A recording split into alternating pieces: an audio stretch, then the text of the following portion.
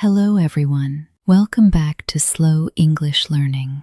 We're so happy you're here with us today. Hey everyone, we have a topic that can completely change the way you learn English. That's right. Today we're talking about how to train your brain to think in English and become more fluent over the next 30 days. A lot of learners translate from their native language first. That's normal, but it can slow down your speaking. I used to learn languages that way too. I would create a sentence in my head, translate it, and then say it. It took forever. Today's lesson will help you reduce translation and start thinking directly in English. By the end of this episode, you'll know simple daily habits, practical exercises, and common mistakes to avoid. Before we begin, tell us in the comments, what is the hardest part about speaking English? And don't forget to like, share, and subscribe to Slow English Learning so you never miss a lesson. Great, let's get started.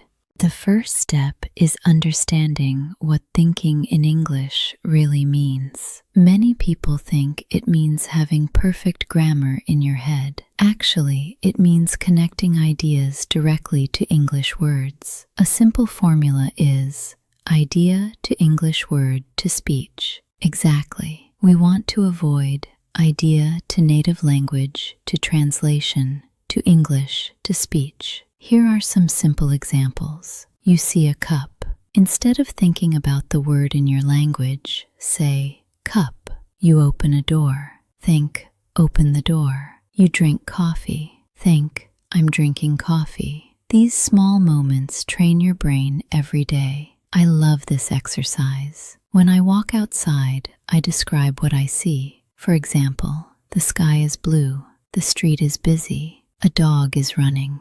Simple sentences are powerful. Let me ask you a question. What can you see around you right now? Try saying 3 English sentences out loud. Don't worry about mistakes. The goal is speed, not perfection. Another useful formula is subject plus verb plus object. For example, I read books.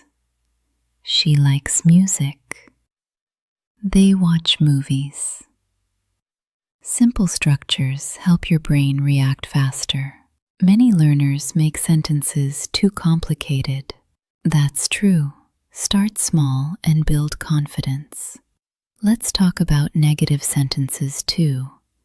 Use subject plus don't / doesn't plus verb. I don't like spicy food. He doesn't watch television. Negative forms are important because we use them every day. Can you make a negative sentence about yourself? Maybe, I don't drink coffee, or I don't wake up early. Leave your answer in the comments. A quick summary. Use simple sentences. Describe your environment and think directly in English whenever possible. The next step is creating an English environment in your daily life. You don't need to move to another country. You can surround yourself with English at home. For example, change your phone language to English. Listen to English podcasts while walking. Read short English articles every day. I also recommend talking to yourself. Some people feel silly doing that, but it works. Imagine you're making breakfast. Say, I'm making eggs. I'm cutting bread. I'm making tea. Your brain starts connecting actions to English naturally. Let's demonstrate. What are you doing right now? I'm recording a podcast and helping English learners. What are you planning to do later? I'm going to read a book and relax. Notice how natural that sounds. Let's compare formal and informal styles. Formal, I intend to complete this task later. Informal, I'm going to do it later. Most daily conversations use simpler language. Here are 3 important tips. First, think in short phrases. Second, Repeat common expressions. Third, use English every day, even for 5 minutes. Consistency is more important than intensity. Write one daily activity in English in the comments. The more you use English, the faster your brain adapts. Let's review this section. Create an English environment. Talk to yourself and use short, natural phrases every day. Now let's discuss visualization. Visualization means connecting pictures and experiences directly to English words. This is one of the fastest ways to build fluency. Imagine you're at a restaurant. What do you see? A menu, a waiter, a table, a glass of water. Excellent. Now create sentences. I'd like a sandwich. Can I have some water? Thank you. These are real-life expressions. Another situation is shopping. You can practice phrases like, how much is this? Do you have a larger size? I'll take it. Politeness matters too. Instead of saying only water, say, could I have some water, please? That sounds much more natural. Your tone is important. Speak clearly and confidently. You don't need a perfect accent. You just need communication. Let's do a mini practice. Someone asks, how are you? You can answer, I'm doing well. I'm great, thanks. I'm a little tired today. Excellent. Try speaking these responses out loud. The more your mouth practices English, the easier thinking in English becomes.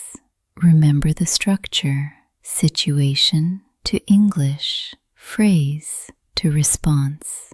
That's how fluent speakers react.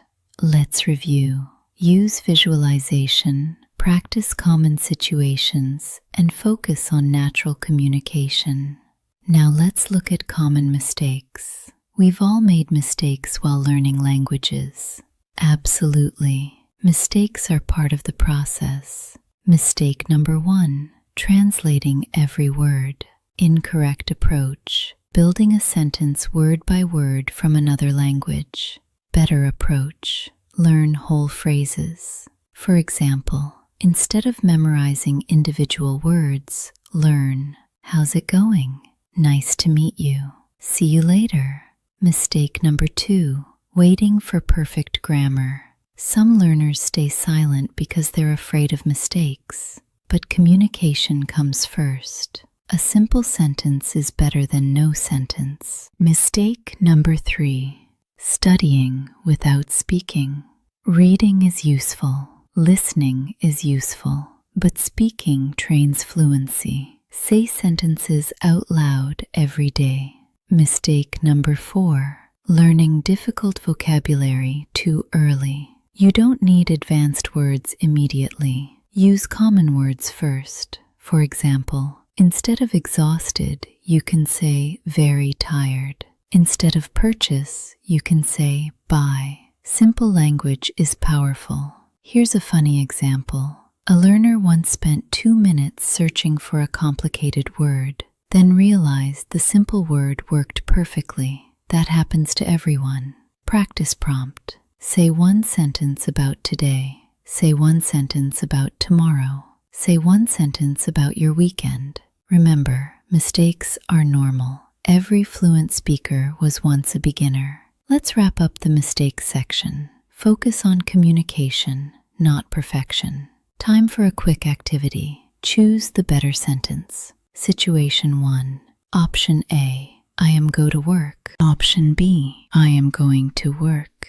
The correct answer is B. Situation 2. Option A, can I have some water, please? Option B, give me water. A is more polite and natural. Situation 3. Option A, I don't understand. Option B, I know understand. A is correct. Situation 4. Option A, I'm watching a movie. Option B, I watching movie. A is correct because it includes the helping verb. Great job. Now create your own sentence about what you're doing today. Say it out loud. Real conversation matters more than perfect grammar. Today we learned how to train your brain to think in English. We covered 3 major ideas. First, think in simple English sentences. Second, create an English environment around you.